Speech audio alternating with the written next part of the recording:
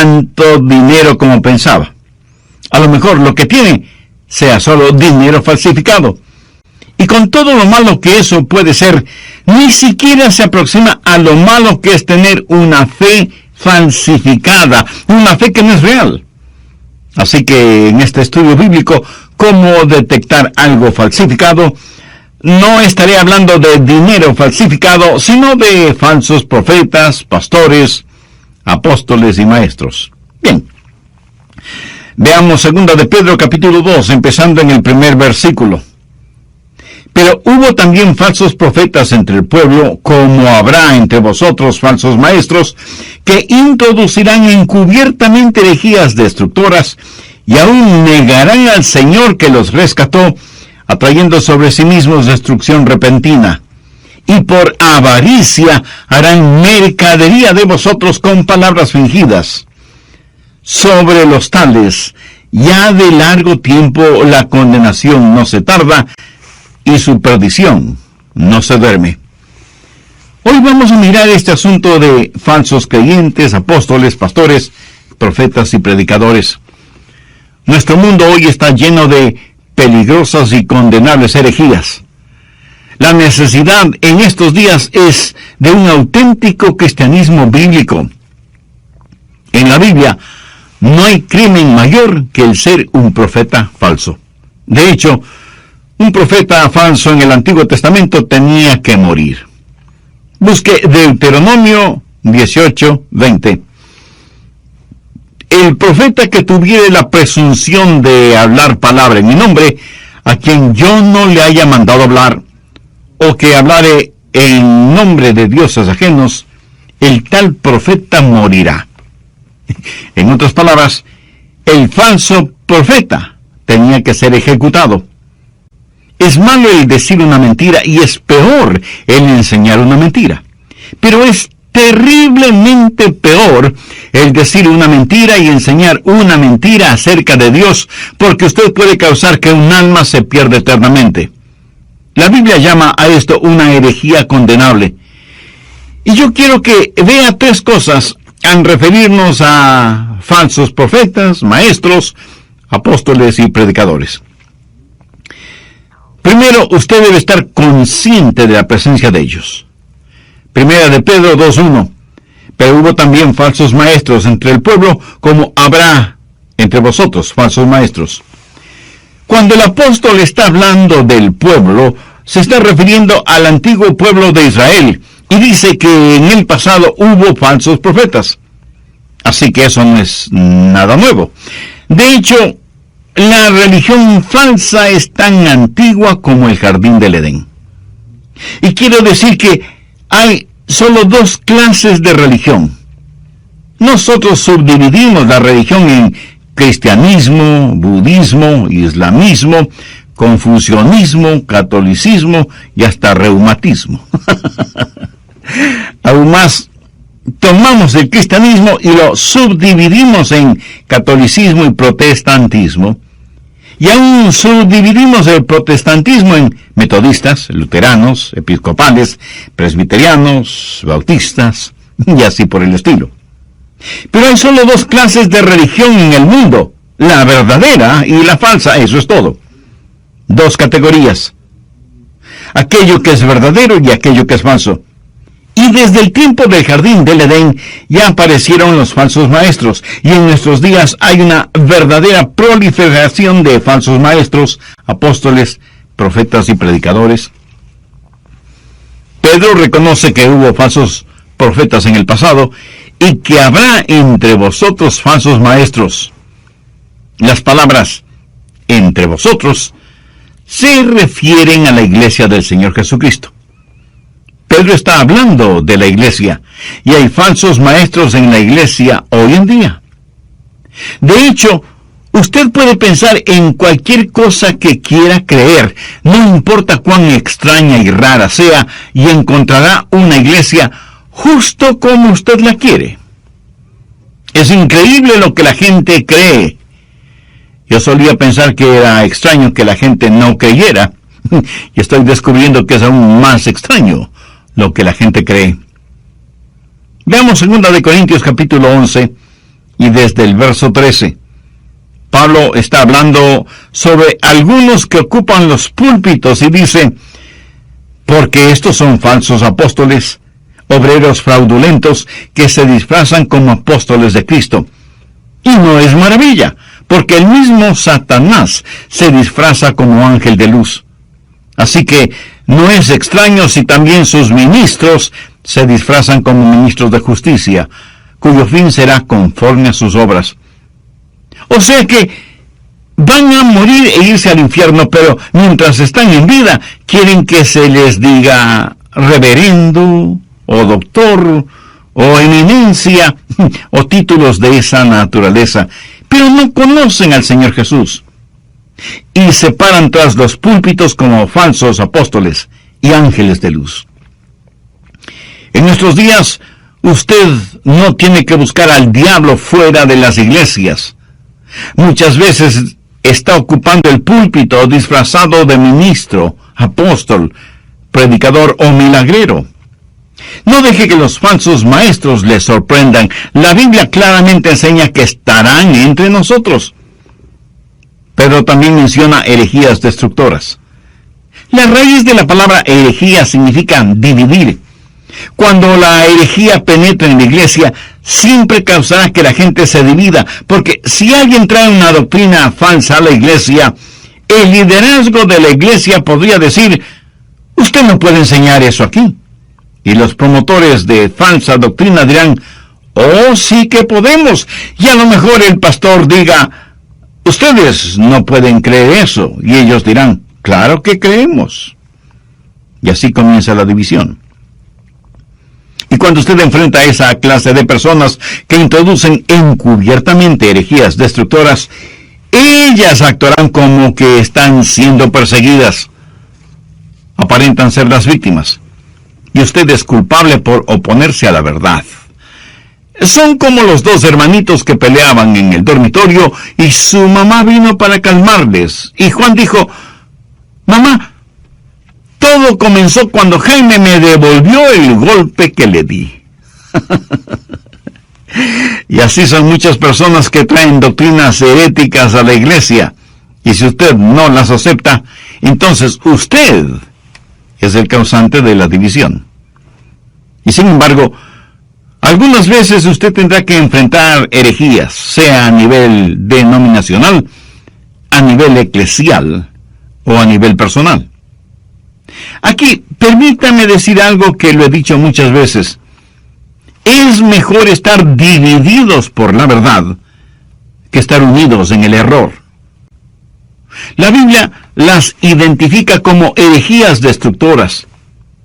No tenemos que llevarnos bien con todo el mundo. Llega un momento en que debemos decir: basta. Eso está equivocado. Esa no es la verdad. No puede enseñar esto aquí.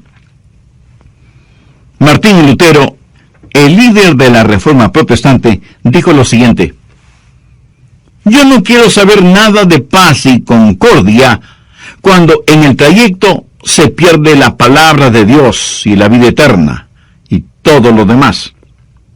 No es correcto para mí retirarme o ceder solo por el amor que tenga para alguna persona, sino porque delante de la palabra de Dios todos debemos ceder. Profundo pensamiento. Muchas veces la gente piensa que la Biblia no es verdadera porque hay falsos maestros y dicen: el cristianismo tiene tantas divisiones y tantos errores que no puede ser la verdad. Por el contrario, si no hubiera cultos falsos, la Biblia no sería verdad, porque la Biblia dice que habrá cultos falsos. ¿Qué es lo que dice Pedro? Pero hubo también falsos profetas entre el pueblo, como habrá entre vosotros falsos maestros. Si no hubiera falsos maestros, la Biblia no sería verdad, porque la Biblia dice que habrá falsos maestros. Por favor, busque 1 de Timoteo 4:2. Pero el Espíritu dice claramente que en los postreros tiempos algunos apostatarán de la fe, escuchando espíritus engañadores y a doctrinas de demonios. Y ahora surge la pregunta: ¿cómo puede detectar algo que es falsificado? Porque una cosa es identificar un billete falso, pero otra muy diferente es el detectar a un falso profeta, predicador o maestro. Bien, permítanme darles 5 pruebas con las cuales puede enfrentar a cualquier predicador, profeta o maestro sobre la faz de la tierra para saber si es genuino o falsificado. Primero, la prueba del origen. ¿Cuál es la base, el fundamento, la fuente o el origen de su enseñanza?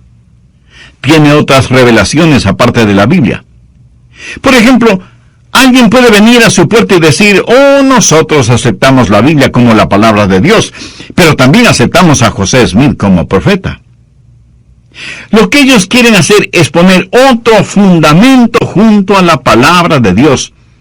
Pero Dios dice que no debemos ni añadir, ni quitar, ni enmendar, ni reinterpretar nada de su palabra. Para ellos, el origen de lo que creen es la palabra de Dios. ¿Tienen alguna otra revelación aparte de la Biblia? Segundo, la prueba del Salvador. ¿Creen ellos que Jesucristo es el Mesías, el Hijo de Dios nacido de una virgen, coigual y coeterno con Dios el Padre?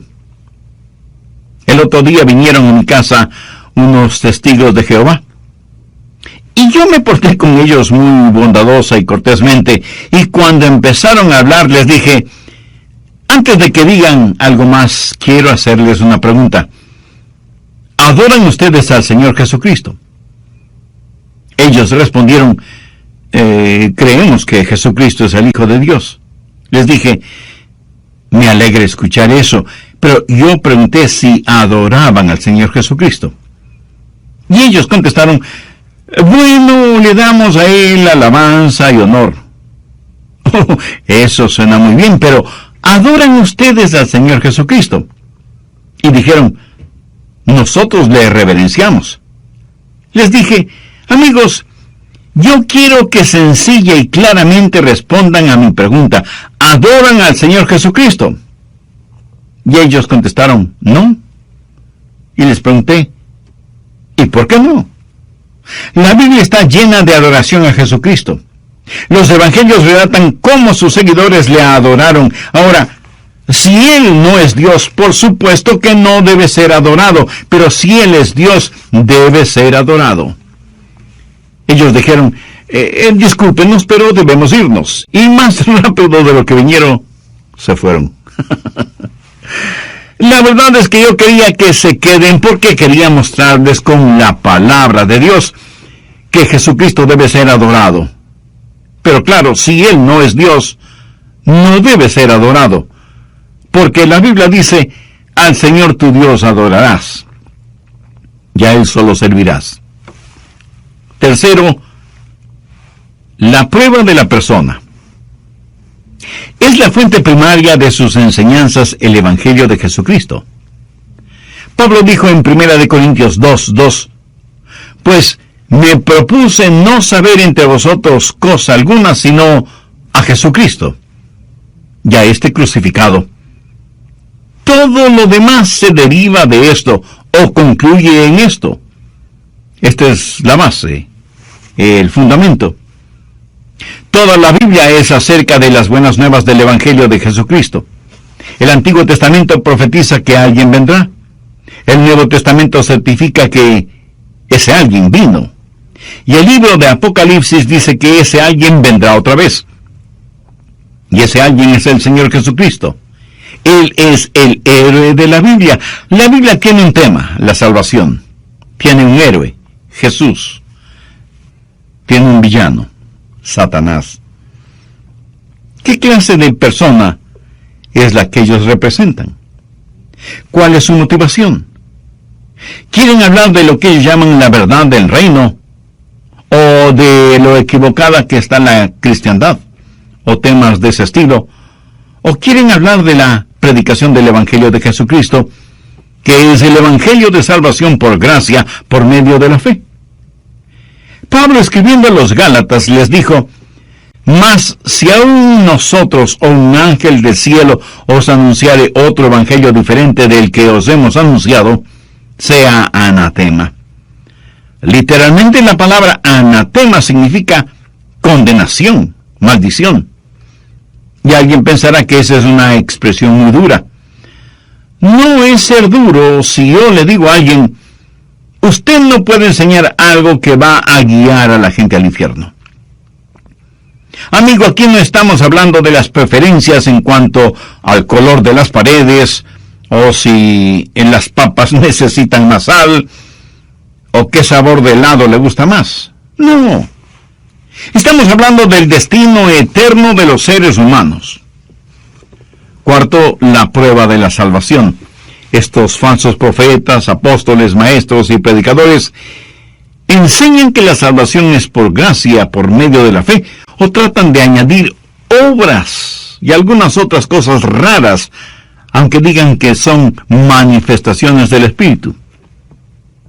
Cada vez que se le dice a una persona que tiene que hacer algo más que simplemente confiar en el Señor Jesucristo para ser salvo, se debe quitar de la Biblia las palabras todo aquel que cree. Por ejemplo, si usted dice que una persona tiene que ser bautizada para ser salva, ¿sabe lo que está haciendo? ¿Sabe a cuánta gente está eliminando? Piense en una guerra en pleno desierto.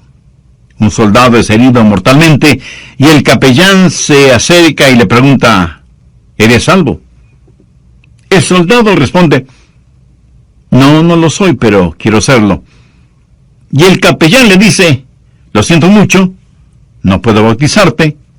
Todo lo que tenemos alrededor nuestro es solamente arena, no tenemos ni una gota de agua ni en las cantimploras. Ve lo incongruente de la situación. Cada vez que alguien añade otros requisitos para la salvación, anula el requisito bíblico que sencillamente declara todo aquel que cree. Busque Romanos 10:13. Porque todo aquel que invocare el nombre del Señor será salvo. Y eso, mi amigo, significa cualquier persona que quiera ser salva, se arrepiente y pone su confianza y fe en Jesucristo, será salva en cualquier lugar, a cualquier hora, sin ningún otro requisito. Gloria a Dios por esto. Quinto, la prueba de la santificación. Enseñan ellos que el creyente debe procurar vivir una vida santa. Si es que no enseñan santidad personal y separación del pecado, hay algo fundamentalmente podrido en sus enseñanzas. ¿Viven ellos mismos una vida de santificación? ¿O todo lo que Plugar les puede identificar por sus métodos? El primer verso de 2 de Pedro capítulo 2 habla del mensaje. El verso 2 habla del método. Y muchos seguirán sus disoluciones. Otra versión bíblica dice: y muchos seguirán sus perniciosos caminos. ¿Qué significa pernicioso? Algo realmente malo, torcido, depravado. El verso 3 dice: y por avaricia harán mercadería de vosotros. Ahora regresemos un momento al verso 1, en donde leemos: introducirán encubiertamente herejías destructoras. Todo esto está describiendo cómo ellos operan, trabajan o actúan. La palabra encubiertamente significa en secreto, clandestinamente, y conlleva la idea de hacer algo ilegal de tal manera que sea muy difícil de descubrir.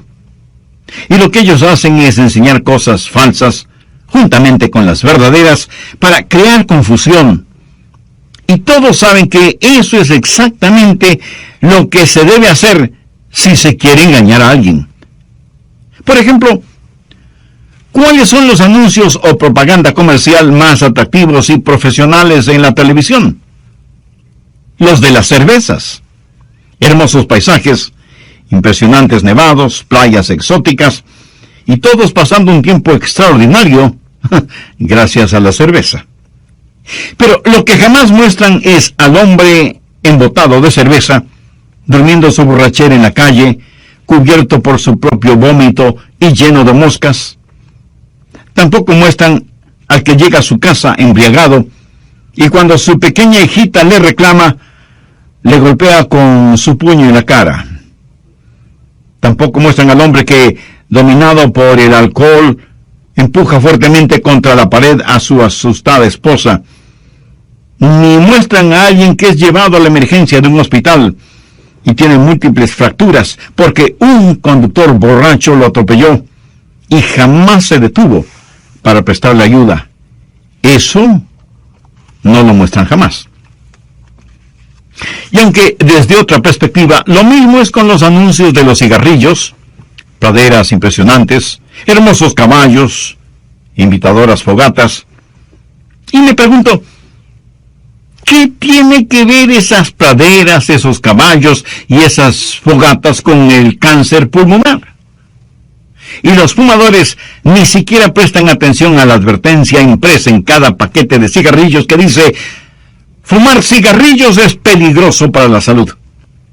Pero claro, eso está impreso con letra muy pequeña, como para que usted no pueda leerlo. Pero tienen que ponerlo porque así lo exige la ley. ¿Sabe que el diablo hace la misma cosa? Habla con palabras fingidas, como lo vemos en el verso 2, harán mercadería de vosotros con palabras fingidas. ¿Sabía que en el griego la palabra fingir es plastos?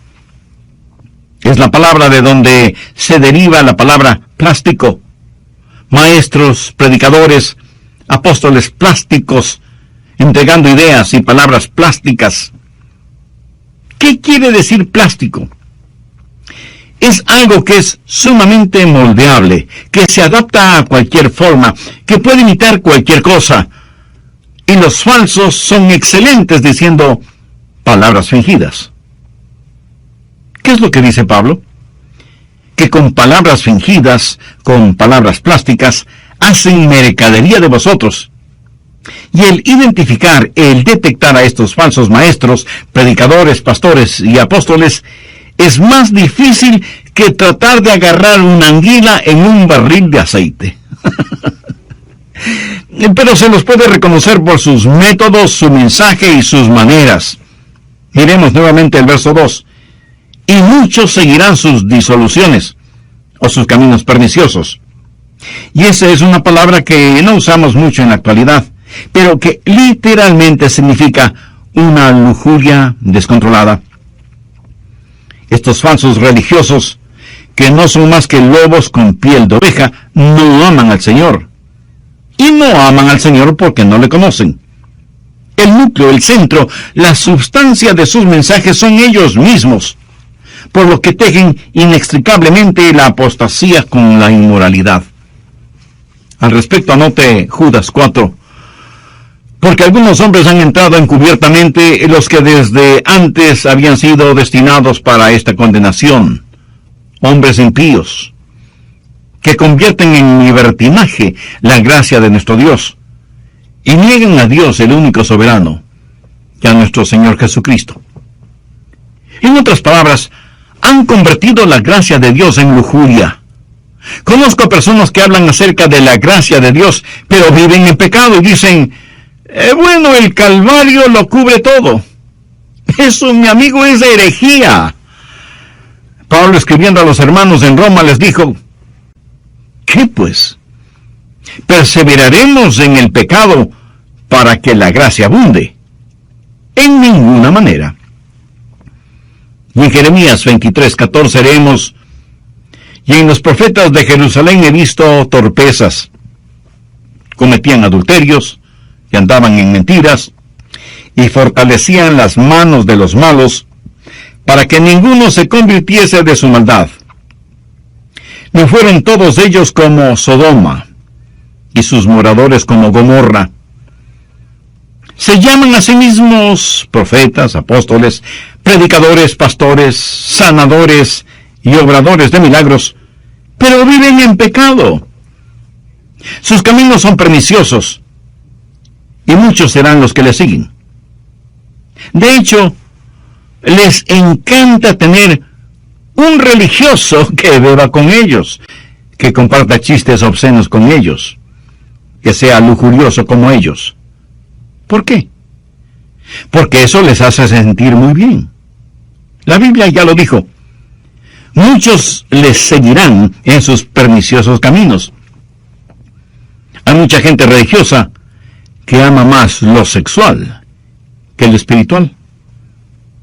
En Mateo 7:21 Jesús dijo: no todo el que me dice Señor, Señor, entrará en el reino de los cielos, sino el que hace la voluntad de mi Padre que está en los cielos. Mucha gente religiosa vive una vida doble. Por eso es necesaria la prueba de la santidad. Pero también se puede detectar a los falsos por sus motivos. ¿Cuáles son esos motivos? Veamos otra vez el verso 3. Y por avaricia harán mercadería de vosotros. ¿Cuál es la motivación de ellos? Bueno, ellos quieren hacer de usted una mercadería. Quieren usarle, manipularle. ¿Por qué? Porque son codiciosos. Ahora, de ninguna manera estoy diciendo que un genuino obrero del Señor no debe ser pagado. La Biblia dice claramente que el obrero es digno de su salario. Pero no es de eso de lo que el apóstol está hablando aquí. Él habla de la gente que debido a sus motivos personales y la maldad de su corazón, hacen del Evangelio una mercadería.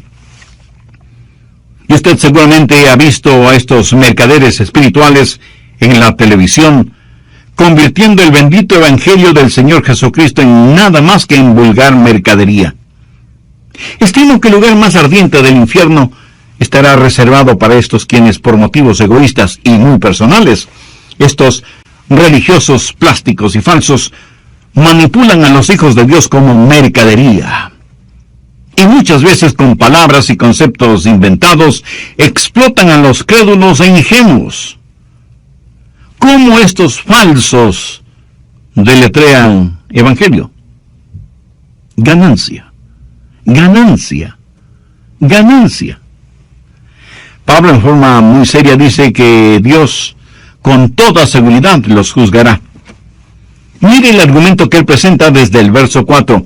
Porque si Dios no perdonó a los ángeles que pecaron, sino que arrojándoles al infierno los entregó a prisiones de oscuridad para ser reservados al juicio, y si no perdonó al mundo antiguo, sino que guardó a Noé, pregonero de justicia, con otras 7 personas, trayendo el diluvio sobre el mundo de los impíos, y si condenó por destrucción a las ciudades de Sodoma y Gomorra, reduciéndolas a ceniza y poniéndolas de ejemplo a los que habían de vivir impíamente, y libró al justo Lot, abrumado por la nefanda conducta de los malvados. Vamos ahora al verso 9. Sabe el Señor librar de tentación a los piadosos y reservar a los injustos para ser castigados en el día de juicio. ¿Qué es lo que Dios está diciendo? Aquí está mi solemne advertencia para cada falsificador. Cuando los ángeles cayeron, yo los juzgué. Cuando la civilización en los días de Noé se contaminó con la depravación y el pecado, la juzgué. Yo juzgué las perversiones de Sodoma y Gomorra, y ciertamente juzgaré a todo falso profeta. Y si Dios no perdonó a los ángeles, ni al mundo antiguo, ni a Sodoma y Gomorra, Él no va a perdonar a ningún falso profeta. Pero hay el otro lado de esta moneda. Busque Romanos 8:32. El que no escatimó ni a su propio Hijo. Cuando Jesús dejó el cielo para venir a la tierra y ser mi sustituto, mi pecado y su pecado fueron puestos sobre el Señor Jesucristo. Cuando después de haber flagelado todo su cuerpo y haberle arrancado la barba de su rostro y haber puesto en sus sienes una corona de espinas, los llevaron al Calvario y estiraron sus brazos para clavarle en esa ignominiosa cruz. Y aun estando en la cruz, siguieron torturándole. Jesús, aunque sentía un dolor inimaginable, ¿no lloró? En Hechos 8:32 leemos: como cordero mudo delante del que lo trasquila, así no abrió su boca. Pero entonces algo sobrenatural sucedió. Los cielos se volvieron negros como medianoche, y Dios el Padre, que siempre había estado con su Hijo desde la eternidad, le volvió la espalda a su propio Hijo, a tal punto que Jesús clamó: Dios mío, duros. Y Jesús, quien nunca pecó, se volvió pecado. Y Jesús, quien siempre fue el objeto de la alegría y satisfacción del Padre, se convirtió en el objeto del reproche y del juicio de Dios. Y Dios el Padre miró a su Hijo como hubiera tenido que mirarnos a usted y a mí en el día del juicio, si la deuda de nuestros pecados no hubiera sido pagada por el Señor Jesucristo en el Calvario. Por eso el Padre le dio la espalda a su Hijo. Déjeme decirle algo. Si hubiera habido una circunstancia cuando Dios hubiera estado inclinado a ser indulgente con el pecado, hubiera sido ese instante, cuando el pecado de todo el mundo cubría por completo a su amado Hijo. Pero la Biblia dice: el que no escatimó ni a su propio Hijo. Escúcheme, si Dios no escatimó a su propio Hijo cuando llevó nuestros pecados, ¿cree que Dios va a ser indulgente con usted y sus pecados? De ninguna manera. Dios no perdonó a los ángeles que pecaron. Dios no suspendió el castigo al mundo antiguo. Dios no suspendió el juicio sobre Sodoma y Gomorra. Y Dios no protegió ni a su propio Hijo cuando estaba en juego.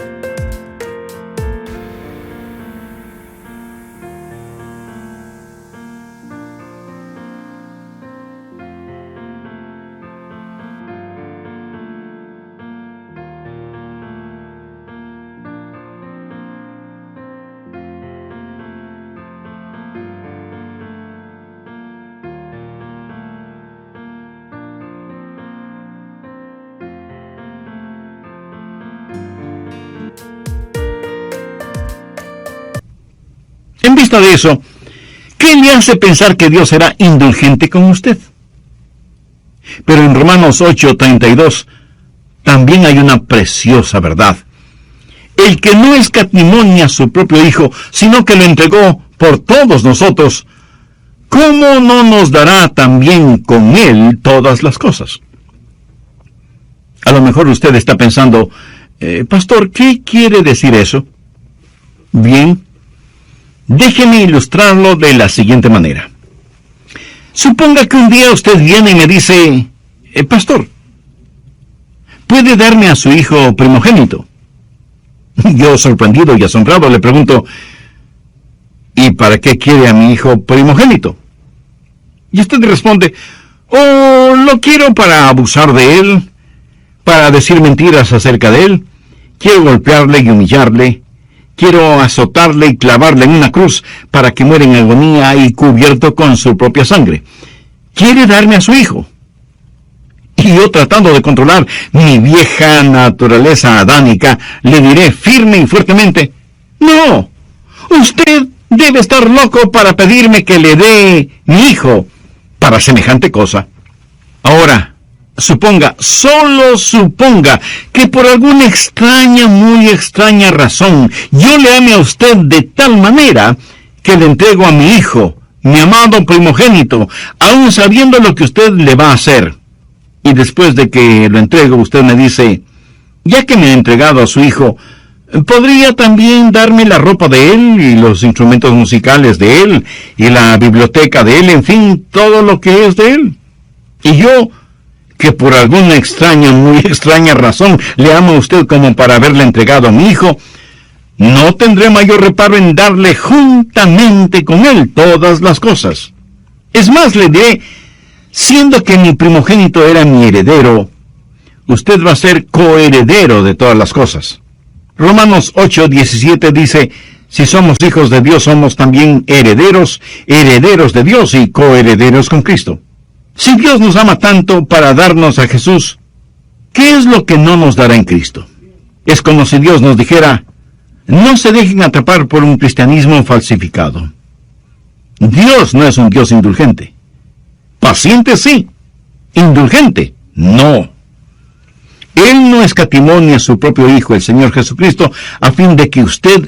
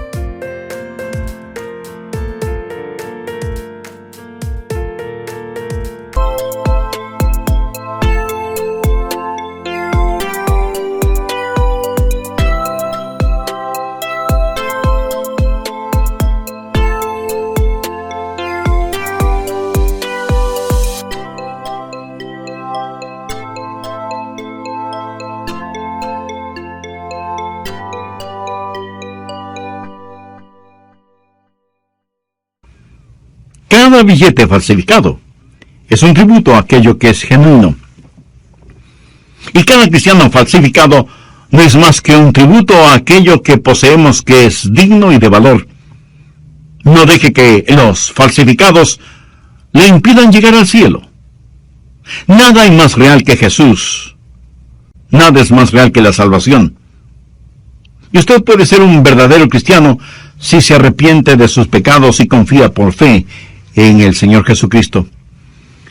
Muchos de quienes me están escuchando podrán decir, Pastor Rogers, he sido salvado, pero voy a aplicar en mi corazón, mi vida, esas 5 pruebas que usted mencionó para saber que soy un cristiano real y no falsificado. Por la gracia de Dios, creo que soy realmente salvo. Y que si Dios me llama a su presencia ahora mismo, estoy listo para eso. Amigo, si usted puede decir tal cosa, usted es genuinamente salvo y es un genuino cristiano. Pero si usted no puede decir esas palabras, o si tiene serias dudas acerca de su salvación y quiere tener absoluta seguridad al respecto, eso es un asunto entre usted y Dios. Por lo tanto, deje de lado cualquier tonto orgullo humano que le impida acercarse a Dios y, usando sus propias palabras, ore una oración como la siguiente: Dios eterno, entiendo que la salvación es solo por gracia,